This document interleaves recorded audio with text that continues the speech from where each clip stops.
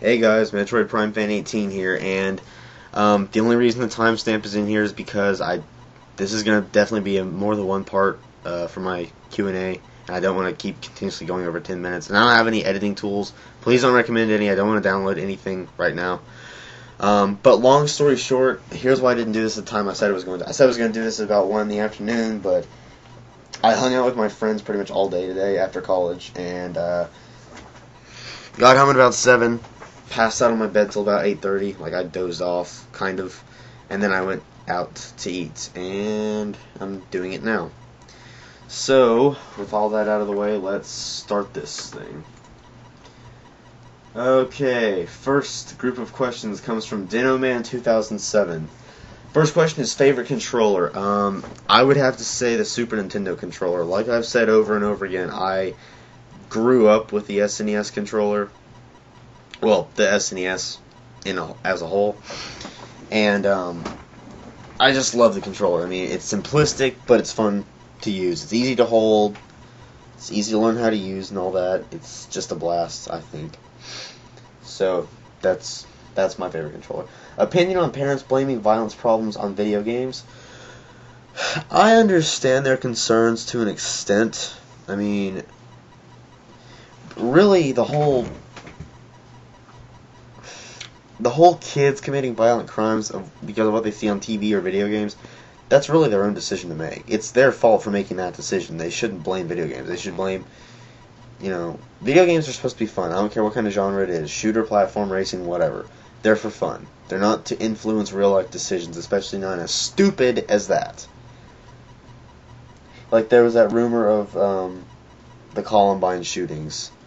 The people who did it, I mean, they were blaming Doom for it. They're stupid. I mean, the people who think that video games are the cause of that, they just need a pole shoved up their ass, seriously. So, I mean, while I do kind of understand their concerns, it's really the decision of the child to do something like that. And if they do that, they're stupid. Next question. Favorite console generation. Even though I said that the Super Nintendo is my favorite console, or the one that I grew up with the most, I'm going to have to say that my favorite generation was the N64 or PS1 generation. Because most of the games that I have, well, kind of, most of the games that I've had since God knows how long are for the N64. I had the PS1. I have PS1 games too, and I love PS1 games, but I've always been more of a Nintendo guy myself. But I mean, I have like Banjo-Kazooie, Banjo-Tooie, Duke Nukem 64, Doom 64, Star Wars Rogue Squadron. Love that game to death. And slightly gonna touch back on the previous question. I played my first M-rated game, Duke Nukem 64, when I was 5.5, and I didn't commit any stupid crimes like that. But that's the past one, or past question. This question. N64 PS1 generation. That's my favorite. First game/final boss you ever beat. Super Mario World and Bowser. First game I ever had, first game I ever beat. Simple as that. Okay, next cluster of questions comes from Flarefrost X1. Let's see here.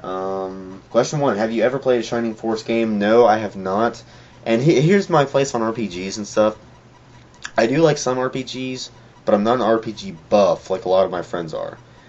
And, I mean, my friend here, one of my friends in real life, who also has a YouTube account, he just is a massive RPG fan. Final Fantasy, Persona, Disgaea, Shining Force, whatever else he has. I mean, he's a lot more into it than I am. Like, I am to shooters and stuff as he is to RPGs, basically. What is your least favorite game system? I'm going to restrict this to game systems that I own or have owned in the past, and I'm going to have to say the original Game Boy. Now, I do like the Game Boy, and I love the Game Boy games. I mean, they were very innovative for their time, but the original Game Boy itself, the actual system, was way too unwieldy. I mean, it was what's the word? Cumbersome. There we go. That's what I'm looking for. I mean, you could not carry that thing in your pocket. You had to put it in your rear pocket, then you sat on it, and I had one, and it, like, broke. I have no idea why. I never dropped it. I guess I just played it too much. Which is why I love the Game Boy Pocket when it came out. It played original Game Boy games, but it actually fit in your pocket, which is why it was called the Game Boy Pocket. Unlike the original Game Boy, which did not fit in your pocket. And I love saying pocket like pocket. Anyway, what are your thoughts on the ESRB rating system? It does serve a good purpose, but really, it's I kind of think of it the same way as movie ratings. Like movie ratings and the ESRB should just be used as a base, for parents to gauge their decision on whether or not to buy the game. I mean, they shouldn't just say like, "Oh, this game is rated teen and our son is 12 and a half. We shouldn't buy it." No. I mean, if you think your child is mature enough to handle the content of this game, then let him or her play it. Me, for example, again, I played my first M-rated game, Duke Nukem 64, when I was 5 and a half. And look at me now. Have I committed the crime? No. I've never shot anyone. I've never stolen anything. I've never, done anything bad associated with violent video games that show stuff like sexual content or smoking. I've never smoked. I never will smoke.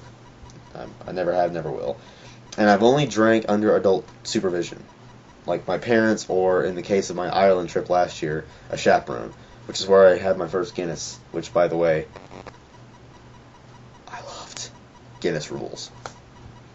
Yep, I said it. I'm not taking it back. Many people don't like it because it's so stout, but I liked it. It was the first beer that I actually completely finished off.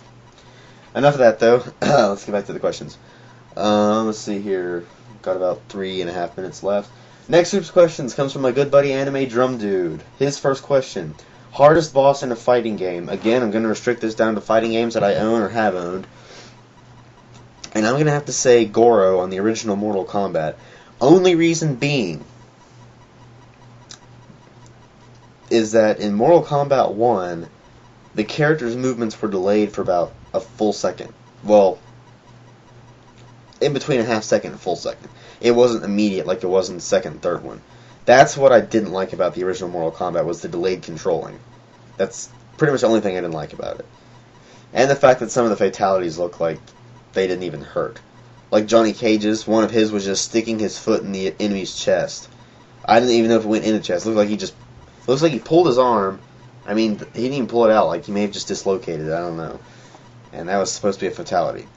But, I mean, Goro, I tried facing him, and I beat him once by luck, and then I went to Shang Tsung, and Shang Tsung just handed my ass to me on a silver platter. I even tried him on a full handicap, still couldn't beat him. But that was years ago. I have to try it again. But I still like the second and third ones better, just because they have better controlling. And all the haters of Mortal Kombat 3, I respect your opinion and everything, but I love Mortal Kombat 3, so there. Number 2, most noobish weapon / character in the game. Most noobish weapon, Farsight XR20 from Perfect Dark 64. However, I love that weapon. I love just pissing people off using that weapon. People didn't care about the primary fire mode on that weapon. They only wanted to use the secondary mode. Mainly, all you had to do was have your enemies in like the 12 o'clock range of your radar, and just press the zoom button, and the crosshair would actually seek out the enemies for you, and all you had to do was pull the trigger, one shot, and they were dead. I cannot tell you how many times I pissed off my friends doing that to them. It was amazing. Most noobish character, Oddjob from GoldenEye multiplayer. If you play with him, anyone who plays as Oddjob from GoldenEye in multiplayer, you suck. Stop playing as Oddjob. I swear to God. I face off with one more person who plays as Oddjob, I'm kicking him in the face. Ugh, he's so annoying. He's short, he's kind of fast, and he'll just get all up in your face. Let's see. Least favorite anime. Again, I'm gonna restrict this to anime that I have seen or am seeing now, and this is without a doubt gonna be a 4Kids dub, and was a 4Kids dub of One Piece. Now, back before I knew that, when it came to anime, 4Kids was the devil. I just watched One Piece. I was like, hey, cool, One Piece. I finally get to see it. Yay. It looks pretty funny. Pretty, comedy filled. And then I learned the original version, they cut out a whole story arc because it was too violent or whatever. And I saw the original and was just like, holy fuck, this is so much better. There's violence. There's actual stuff that actually makes sense. Stuff that looks like they didn't just toss it together in 2 seconds. So yeah, and oh my god, the opening for the first season before Funimation took over. Thank you, Funimation, by the way. Oh my god, that opening made me want to kill some guy. Yeah, yo, yeah, yo, yo. Oh, I'm not gonna sing that. Okay, so yeah, the 4Kids of One Piece was my least favorite. And I'm approaching the 10-minute mark, so part 2 will be up in a little bit. And with that, Metroid signing off.